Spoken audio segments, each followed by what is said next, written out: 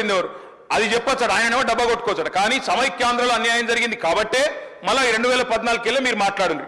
అప్పుడు జరిగిన తప్పులు ఎత్తి చూపుతేనేమో ఇబ్బంది అవుతున్నది, కానీ అప్పుడు కట్టిన ప్రాజెక్టులకు మాత్రం డబ్బా కొట్టుకోవడం డప్పు కొట్టుకోవడం మాత్రం ఆయన చేస్తారట.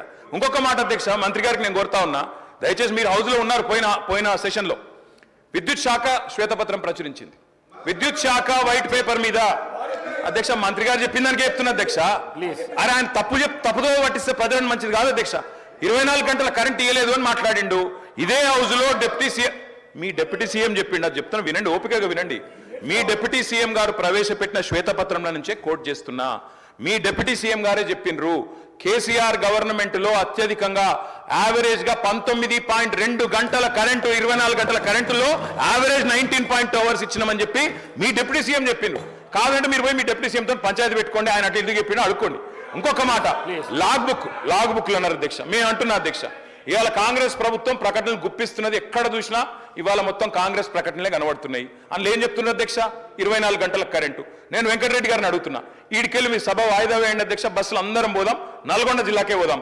ఈ రోజు ఏ ఒక్క లాగ్ బుక్ లోనన్నా 24 గంటల కరెంటు వస్తున్నట్టు చూపెడితే మేము మొత్తం శాసనసభాపక్షం రాజీనామా చేస్తామని చెప్పి నేను ఆయన అడుగుతా ఉన్నా అధ్యక్ష. అధ్యక్ష ఇప్పుడు వాళ్ళేమో ప్రచారం చేయొచ్చు, పద్ధతి కాదు అధ్యక్ష. మాట్లాడుతుంది ఒకటి, వారు ఇంకొకటి చెప్తా ఉన్నారు. ఇంకొక మాట అధ్యక్ష, ఇంకొక మాట అధ్యక్ష, ఇంకొక మాట మంత్రి గారు నేను కోరుతా, అన్నదాతల గురించి మాట్లాడుతున్నా, అన్నదాతల గురించే మాట్లాడుతున్నా సార్, అన్నదాతల గురించి మాట్లాడుతున్నా. మంత్రి గారు తప్పకుండా ఈ విషయం తెలుసుకోవాలి, ముఖ్యంగా నల్గొండ జిల్లా మంత్రి గారు. అధ్యక్ష, కేసీఆర్ ప్రభుత్వంలో నల్గొండ జిల్లాకు జరిగింది ఏంది అంటే ఒక్క నిమిషంలో చెప్పాలి అంటే అధ్యక్ష, భారతదేశం మొత్తంలో తెలంగాణ నెంబర్ 1 స్థాయికి చేరుకుంటే ధాన్యం పండించడంలో, ధాన్యం ఉత్పత్తిలో, అందులో ఉమ్మడి జిల్లా తీసుకుంటే అధ్యక్ష, మొత్తం తెలంగాణనేమో భారతదేశంలో ధాన్యం ఉత్పత్తిలో నెంబర్ 1 అయితే, తెలంగాణలోని ఉమ్మడి 10 జిల్లాల్లో వరి ధాన్యం పండించడంలో నెంబర్ 1 జిల్లా నల్గొండ జిల్లా అనే మాట నేను గౌరవ మంత్రి గారికి చెప్తా ఉన్నా అధ్యక్ష. అత్యధికంగా ధాన్యం పండింది నల్గొండ, ఇది వారు తెలుసుకోవాలా, తెలుసుకొని మాట్లాడాలని చెప్పి నేను కోరుతా ఉన్నా అధ్యక్ష. ఇక మీరు దాని మీద మళ్ళీ ప్రత్యేకంగా చర్చకు అవకాశం ఇస్తానంటే మేము సిద్ధంగా ఉన్నాం అధ్యక్ష.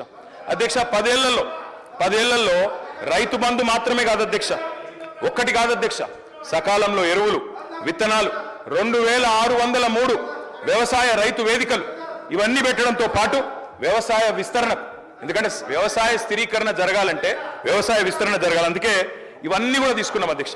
అందులో భాగంగా వచ్చిందే రైతు బంధు. అధ్యక్ష, మా కమిట్మెంట్ రైతుల విషయంలో చెప్పాలంటే మా కమిట్మెంట్ ఒకటే చెప్పొచ్చు అధ్యక్ష. మా మెడ మీద కత్తి పెట్టిండ్రు, వ్యవసాయ మోటార్లకు మీటర్లు పెట్టరా అని ఆనాడు మా మెడ మీద కత్తి పెడితే 30,000 కోట్ల రూపాయల అదనపు రుణాన్ని కూడా వదులుకున్నాం, ఆ రుణ పరిమితిని కూడా వదులుకున్నాం. కానీ పెట్టి పరిస్థితుల్లో మోటార్లకు మీటర్లు పెట్టమని చెప్పిన కమిట్మెంట్ ఉన్న నాయకుడు కేసీఆర్ గారు అధ్యక్ష. మరి ఇప్పుడు వీరు పెట్టరా పైన వాళ్ళు చెప్పినట్టు వినరా అని చెప్పి రైతులు కూడా చూస్తా ఉన్నారు అధ్యక్ష. అధ్యక్ష, ఆనాటి పరిస్థితి అధ్యక్ష, రైతు బంధు గురించి ఒక మాటలో చెప్పాలి అంటే పేరు పెడుతున్నారు గౌరవ సభ్యులు గారు సార్, మీ ద్వారా కేటీఆర్ గారికి రిక్వెస్ట్ చేస్తాం.